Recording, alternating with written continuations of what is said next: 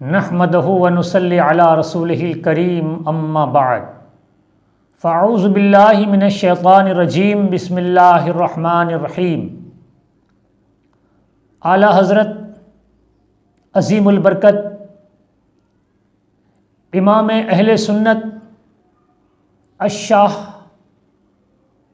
मुफ्ती इमाम अहमद रज़ा ख़ां फ़ाज़िल बरेलवी रहमतुल्लाह ताला अलैह अपने कलाम में इरशाद फरमाते हैं, तेरी नस्ल पाक में है बच्चा बच्चा नूर का, तू है आईने नूर तेरा सब घराना नूर का। मुअज़्ज़ज़ सामईन, आज एक ऐसा वाक़या आपके सामने मुझे पेश करना है जिससे अहले बैत अतहार की खुसूसियत सूरज की तरह आया है।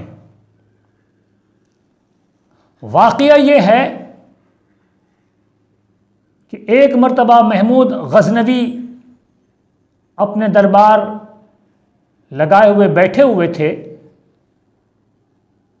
हज़ारों लोगों का मजमा था जिसमें उस वक्त के जय्यद उलमा, मुफस्सिरीन, मुहद्दिसीन,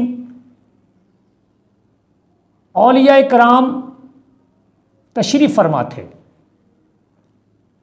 दौरान मजलिस में सुल्तान महमूद गज़नवी ने यह ऐलान किया,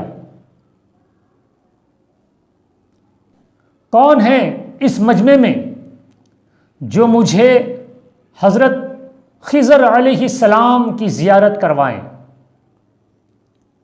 सुल्तान महमूद गज़नवी का यह ऐलान करना था कि पूरे मजमे में खामोशी छा गई, हर तरफ सन्नाटा छा गया।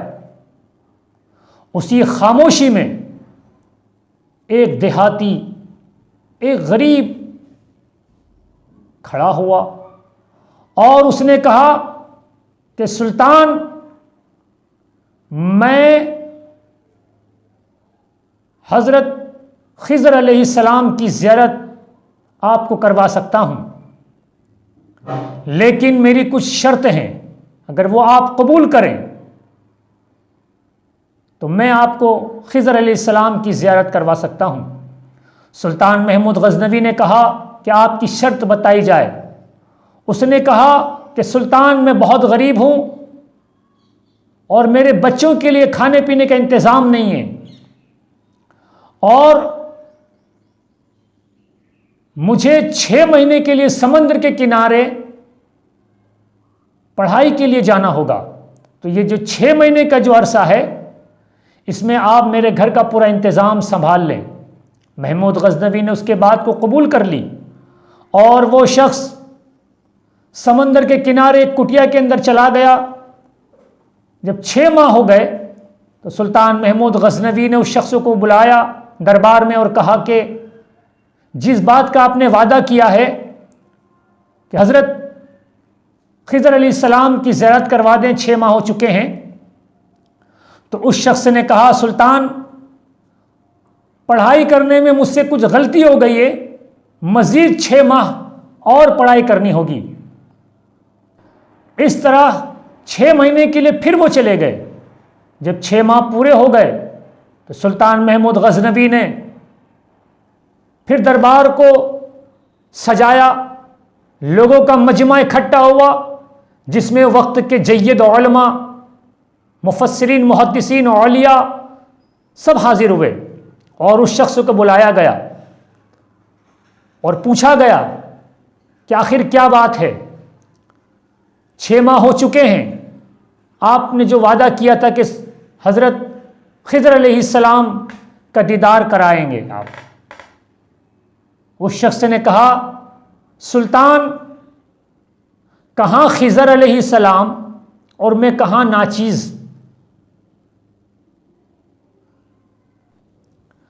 हज़रत सुल्तान महमूद गज़नवी ने कहा कि तुमने कहा था कि हज़रत खिज़र अलैहिस्सलाम का दीदार कराएंगे। फरमाइए अब क्या किया जाए। तो उस शख्स ने कहा मजमे के सामने कि सुल्तान, मैं गरीब आदमी हूं, मैं एक मामूली और देहाती आदमी हूं, मैं कहाँ और खिज़र अलैहिस्सलाम कहाँ।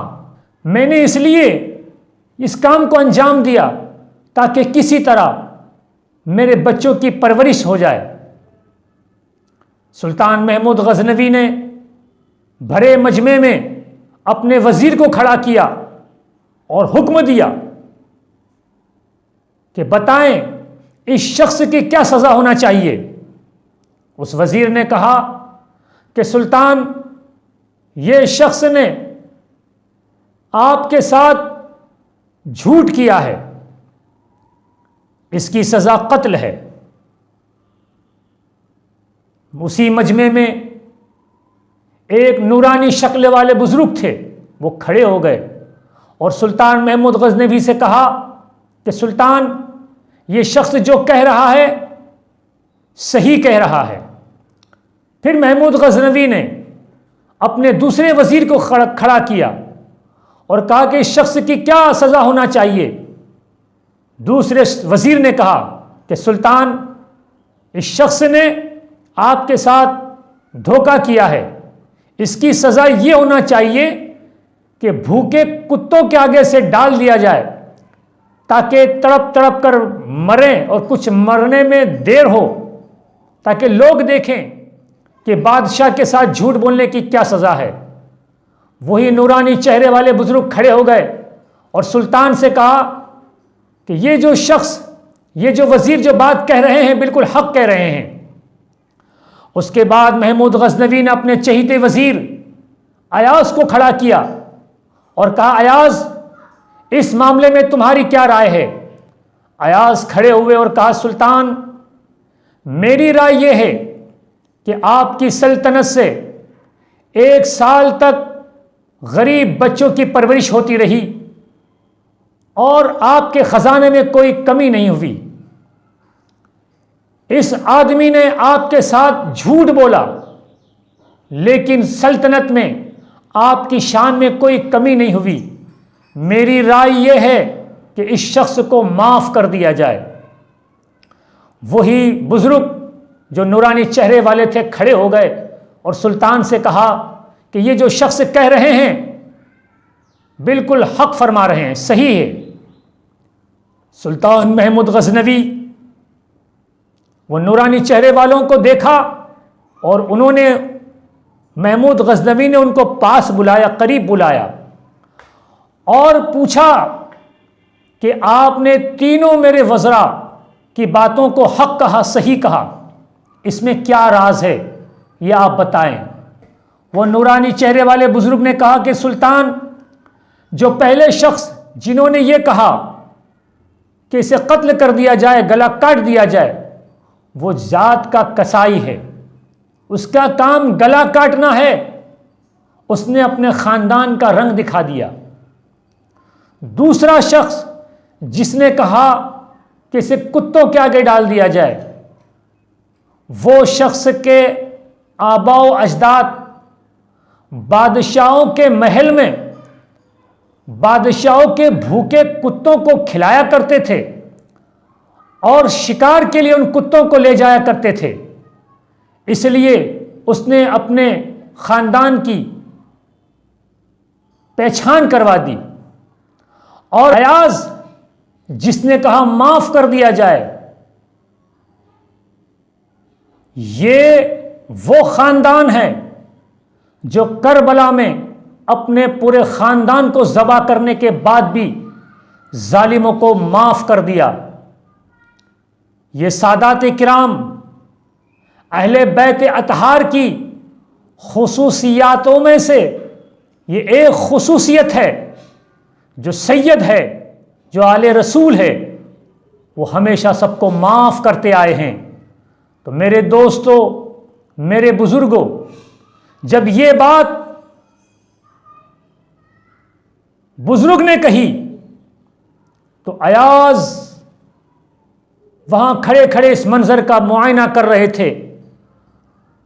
महमूद गजनवी ने अयाज को बुलाया और कहा कि अयाज, इतने सालों से दरबार में आप मेरे वजीर हो, लेकिन आज तक आपने ये राज को फाश नहीं किया। आपने इस राज को पोशीदा क्यों रखा कि आप सादात हैं। तो अयाज ने बबांगे दोहल पूरे मजमे में यह ऐलान कर दिया कि आज मेरा राज ये नूरानी चेहरे वाले बुजुर्ग ने फाश कर दिया है, आज मेरे राज को खोल दिया है। तो मैं भी आज इस बुजुर्ग के राज को फाश कर रहा हूं कि ये बुजुर्ग कोई आम शख्स नहीं है, ये बुजुर्ग हजरत खिजर अलैहिस्सलाम है। इस तरह मेरे दोस्तों, मेरे बुजुर्गों, बहुत से सादात आज भी ऐसे हैं जो अपनी सियादत को छुपाए हुए हैं, अपने वस्फ को, अपने कमालात को छुपाए हुए हैं। ये वाक़यात से हमें बहुत कुछ सबक मिलता है। अस्सलामु अलैकुम वरहमतुल्लाहि वबरकातुहू।